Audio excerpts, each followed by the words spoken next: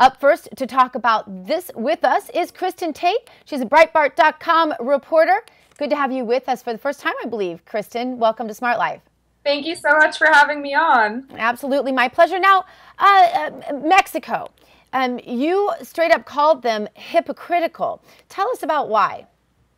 Well, Mexico came out and totally slammed the U.S. for deploying the National Guard at the border, but this is actually extremely hypocritical because Mexico deployed its own army to deal with drug cartels over 8 years ago.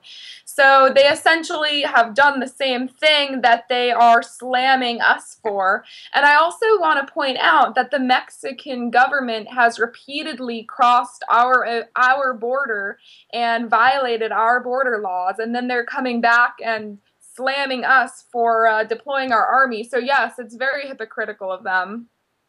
And this border crisis has continued to increase in severity. You've been following this closely, and it turns out that a lot of these countries are actually, a lot of different countries around the world are marketing to their people that they can come here, and yet if an American tried to come illegally to their country, there'd be big problems. Tell us about that. That's absolutely true. We've seen news reports coming out of Central American countries, which is where these migrants are coming from, that essentially make it sound like if you come into America, you're going to get an all-expense-paid trip and stay in a nice suite. One article literally said suite.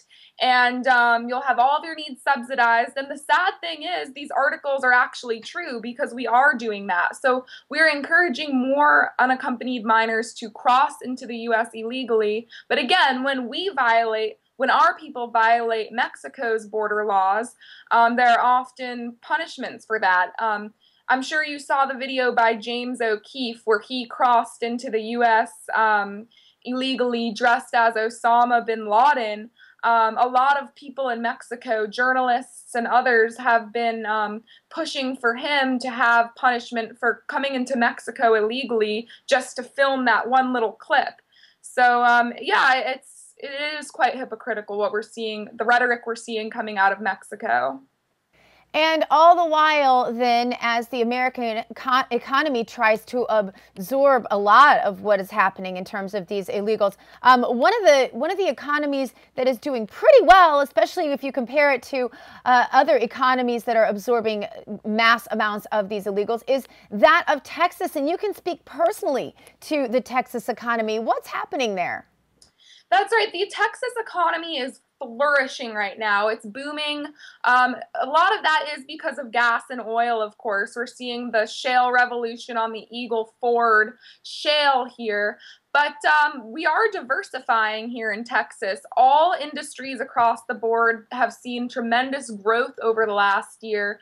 And I really think it speaks to Texas's pro-business policies, reliable regulation, and low taxes. I mean, as much as that sounds like political talking points, we can actually see that it's true now because it's working in Texas and we have very low unemployment compared to the rest of the country.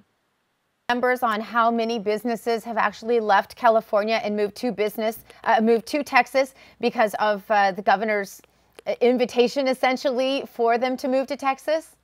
We've had a lot of those. In fact, I've been writing reports recently on SpaceX. SpaceX is a huge commercial space launch company, and they're packing up, leaving California, and building a huge commercial space launch pad right here in Texas. So it's, again, we're seeing a lot of large companies, and I'm sure a lot of small ones as well. The difference between a regulation that is reasonable and a regulation that is ridiculous. Thank you so much for being with us. Kristin Tate, you can find her work at Breitbart.com.